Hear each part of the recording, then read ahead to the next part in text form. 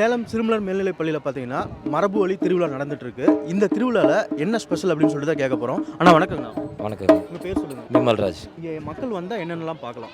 பாரம்பரிய அரிசிகள் எல்லாமே பார்க்கலாம். முன்னோர்கள் பயன்படுத்தி விட்டு போன 174 ரகத்துக்கு மேலே காட்சிப்படுத்தியிருக்கோம். காய்கறி நம்ம மரபு ரகங்களை பார்க்கவும் செய்யலாம். விவசாயிகளுக்கு உழவர்களுக்கு விதை கிடைக்குது, விதை நெல் கிடைக்குது.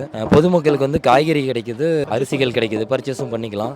மரபு வழிபட்ட கிழங்குகள் உணவுகள்லேருந்து எல்லாமே எளிமையாக பயன்படுத்தலாம். அது எல்லாமே நம்ம மீட்டுருவாக்கம் பண்ணி உழவர்களுக்கும் பொதுமக்களுக்கும் விழிப்புணர்வு நோக்கில் இங்கே சேலத்தில் பண்ணியிருக்கோம். அது மட்டும் இல்லாமல் குழந்தைங்களுக்கு கைவினை பொருட்கள், அதாவது கை மடிப்பு கலை அங்கே முன்னாடி இருக்குது, அதுவும் நீங்கள் பார்க்கலாம். குழந்தைங்கள் வந்து இப்போ எளிமையாக கிடைக்கிற, நம்ம சின்ன வயசில் பண்ணியிருப்போம், இன்றைக்கி எல்லாமே பொம்மைகள் ஆயிடுச்சு இல்லை, அப்போ எளிமையாக இருக்கிற பேப்பரை வச்சு நம்ம எப்படி விளையாடலான்னு அங்கே முன்னாடி சொல்லி கொடுத்துட்டு இருக்காங்க. இது தமிழகம் முழுக்க இருந்து மக்கள் வராங்க. உள்ளூர் மக்கள் ரொம்ப விரும்பி காலையிலேருந்து வந்துட்டு இருக்காங்க. இன்னைக்கு பிப்ரவரி 9ங்க 2025.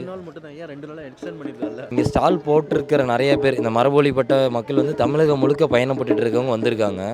இவங்க ஒரு நாள் வந்து போக எளிமையாக இருக்கும். முதல்ல பொதுமக்கள் வந்து ஒரு நேரம் கிடைக்கும், அவங்களுக்கு ஒரு ஓய்வு நேரம் கிடைக்கும்.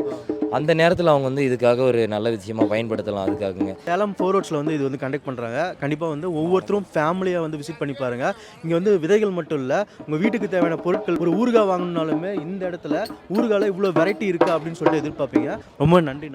நன்றிங்க.